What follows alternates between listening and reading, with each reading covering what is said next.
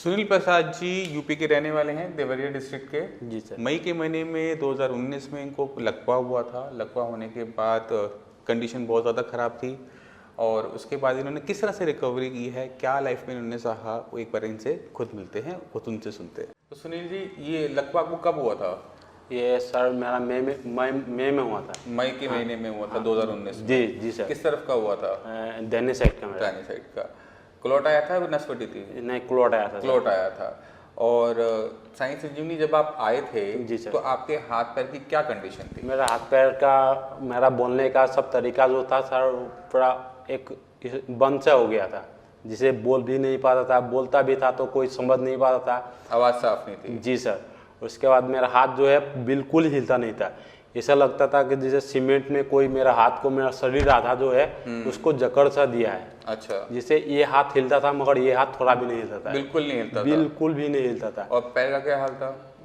जी sir. पैर का भी वही हाल था, जिसे पैर जैसे दूर से झटका मार के जाता, घुमा के रखना पड़ता था। जी, घुमा के रखना पड़ता था। और बाथरूम जाता था तो बैठ के उठ नहीं सकता था। अच्छा। जिसे कोई चीज़ पकड़ना पड़ता था और ये पूरा वजन शरीर का ये बायां पैर पे मैं खड़ा होकर उठना पड़ता था। मगर अभी फिलहाल बैठने में, उठने में कुछ भी दिक्कत नहीं है। थोड़ा सा दिक्कत जो है वो मेरा हाथ में, उंगलियों में बचा। कितने महीने का इलाज चला आपका? ये अभी 4 महीना 5 महीना हो गया। 5 महीने में हो गया। जी। जब आप यहाँ पर आए थे जी सर, तो डॉक्टर्स ने उससे पहले क्या बोला हुआ था? जी, जैसे मेरा ये हुआ था सर चेन्नई में, तो चेन्नई से बेंगलोर में गया, बेंगलोर से फिर चेन्नई में एडमिट हुआ, मैं आईसीयू में भर्ती किया 6 दिन तक खाना पीना कुछ भी नहीं दिया मुझको। 6 दिन आईसीयू में रखने के बाद से मेरे घर से आदमी गया। उसके बाद डॉक्टर बोला कि इसका अंग्रेजी में कोई मेडिसिन नहीं है, हमारे पास जो भी जितना भी करने लायक थे हम लोग कर दिए हैं। एक हाथ में मेरा यहाँ पे एक इंजेक्शन दिया था।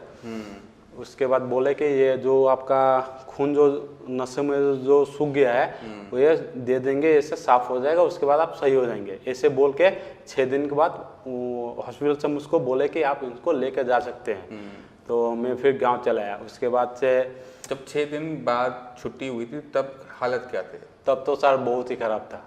बताओ थोड़ा सा। पूरा शरीर गिरा हुआ था मेरा। ये साथ ऐसे था, 2 आदमी उठाना पड़ता था, 2 आदमी उठा के बैठाता था। ऐसे बैठ भी नहीं पाता था, ऐसे बैठाता ऐसे गिर जाता था, ऐसे गिर जाता था। अच्छा। और बोलना जैसे बोलता भी था तो मुंह से थूक थूक निकलता था। और अगला को मैं क्या बोल रहा हूँ थोड़ा समझने में दिक्कत होती थी। और हाथ पैर बिल्कुल काम नहीं करता? हाथ पैर तो बिल्कुल ही काम नहीं करता सर। अब साइंस नहीं होने की 5 महीने दवाई खाई सर? 5 महीना हो गया। अब 5 महीने में आपको क्या लगा, मतलब क्या शरीर के अंदर क्या बदलाव आया? बहुत बदलाव आया सर। मैं ऐसा महसूस कर रहा हूँ कि शायद मैं अगले जैसा बन जाऊँ, पहले जैसा बन जाऊँ। काम क्या करते थे पहले? सर मैं वेल्डिंग का काम करता हूँ। वेल्डिंग का काम था। अब लगता है वेल्डिंग का काम दोबारा कर लोगे? जी, अब तो पूरा कॉन्फिडेंस है कि मैं वेल्डिंग मार सकता हूँ। जैसे अब ये हाथ भी थोड़ा काम करता है, इसके सहारा लेके हेमलेट लगा के मैं मार भी सकता हूँ। और जो बाकी जो पैरालिसिस के लकवे के मरीज होते हैं जी, जो आपको देख रहे हैं, आप भी किसी को देख कर आए होंगे यूट्यूब? जी सर। जी, तो उनको क्या कहना चाहते हैं? सर मैं तो यही करना चाहता हूँ कि साई संजीवनी से दवा चलाएं और अपने आप को फिटनेस भी, वो एक्सरसाइज करे और दवा का करे। जो दवाई जो काम करती है उसके बाद से अपने अंदर भी हौसला रखें, अपने अंदर अपनी मेहनत भी करनी। जी, अपने अंदर की मेहनत करें कि वो फिर से मैं जो हो गया सो हो गया, आगे को जो जिंदगी है उसको मैं अच्छे से जीऊँ और मैं अपने आप को किस लायक बनाऊँ, वैसे कोशिश करना चाहिए सर।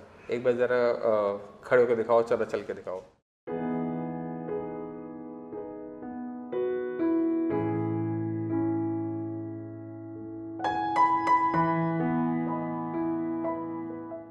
लकवा एक ऐसी बीमारी जिसे लाइलाज समझा जाता है। एलोपैथी के अंदर इसका ट्रीटमेंट ना होने की वजह से ही जब पेशेंट को हॉस्पिटल से छोड़ा जाता है तो उसकी कंडीशन बहुत ख़राब होती है।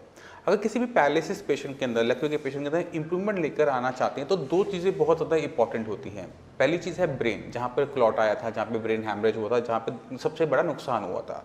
अगर हम उसकी भरपाई नहीं करते तो हमारे अंदर हाथ पैर के अंदर ताकत वापस आती हुई नहीं देखने को मिलती। चाहे आप जितनी मर्जी फिजियोथेरेपी करवा लो, जितनी मर्जी एक्सरसाइज करवा लो, जब तक आप ब्रेन को टच नहीं करोगे जहाँ पर दिक्कत हुई थी, तब तक आप में रिकवरी देखने को नहीं मिलती। इसलिए जितने भी पैरालिसिस के पेशेंट इस वीडियो को देख रहे हैं, मेरा उनसे अनुरोध है कि दो चीज़ों पर हमेशा काम करें। पहले ब्रेन, ये आपके ब्रेन के अंदर न्यूरोप्लास्टिसिटी यानी दिमाग के विकास होने की जो क्षमता है वो आनी चाहिए, वो मेडिसिन की हेल्प से आती है। क्योंकि ये जो ब्रेन अब काम करना शुरू करेगा, उसने कभी भी आपको कभी चलाया नहीं है, कभी आपके हाथ को मूव नहीं किया, उसने इसके पास समझ नहीं है, तो उसे वो समझ देने के लिए हमें क्या करना पड़ता है, हमें एक ही काम को बार बार करना पड़ता है। आप कितनी देर चलते हो दिन के अंदर?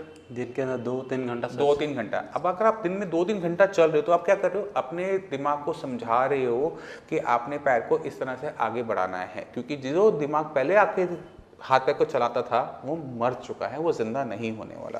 क्योंकि एक नया हिस्सा काम कर रहा है तो उसे एक नई समझ देनी पड़ती है और उसी काम को बार बार करना पड़ता है। हाथ का काम कुछ किया आपने? हाथ का भी करता हूँ। क्या काम किया? जैसे एक्सरसाइज करता हूँ, रस्सी ट्यूब, साइकिल का ट्यूब होता है वो बांध दिया हूँ पैर में, वैसे पकड़ के उसको खींचता हूँ, छोड़ता हूँ, फिर खींचता हूँ, फिर से। अब उस वाले हाथ से करके दिखाओ जरा, कैसे करते हो? जैसे ऐसे पकड़ लिया ना, हाँ, वैसे ही करता हूँ, फिर इसको छोड़ूंगा, ऊपर जाएगा, फिर खींचूंगा। अब तो आपको जरूरत ही नहीं है रबड़ की, उसकी साइकिल की। जी, फिर गांव में जो घास काटने वाला मशीन होती है उसको पकड़ लेता हूँ, फिर ऐसे चलाते रहते, ऐसे करके। और दिन में कितनी देर ये काम करते हो? ये सर जितना देर घास, जैसे ये तो मैं दिन भर करता ही रहता हूँ, जैसे कहीं से घूम के आया फिर लगे रहे अपने जी जी। दिखा, हर मरीज के अंदर इंप्रूवमेंट आ सकती है जब ये दोनों चीज़ें आपके अंदर ठीक होने की लगन, मेहनत और सही मेडिसिन, तब ये दोनों आपस में मिल जाती हैं। कोई भी पैरालिसिस का पेशेंट दोबारा चल सकता है। इसलिए जितने भी पैरालिसिस पेशेंट हैं उनको हम हमेशा कहते हैं 2 घंटे आपने मिनिमम चलना है। ये हमारी तरफ से मिनिमम की कैटेगरी है कि मिनिमम 2 घंटे आप जरूर चलो और जितना हो सके अपने हाथ से काम करने की कोशिश करो। कुछ ना कुछ आपके घर के आसपास ज़रूर होता है, जैसे इनके घर में घास काटने की मशीन थी या इन्होंने रबर बैंड लगाया क्योंकि इन्होंने वीडियोज़ देखी, वीडियो में हमने समझाया है कि आपने ये करना है, तो उनके पास वो मशीन नहीं थी, वो इक्विपमेंट नहीं था, बट उन्होंने वही चीज़ दूसरी चीज़ों के अंदर ढूंढी कि ये काम इस तरह से किया जा सकता है और उसका फायदा इनको मिला। 4-5 महीने के अंदर आज आप जो हो तो वो ऊपर वाली की देने, हमारा काम कम होता है, हमारा काम सिर्फ दवाई देने तक होता है कि अच्छी दवाई मरीज को जाए, बाकी ऊपर वाले के हाथ में सब कुछ होता है। उसने ठीक करना है तो वो ठीक करके ही रहता है। ठीक है।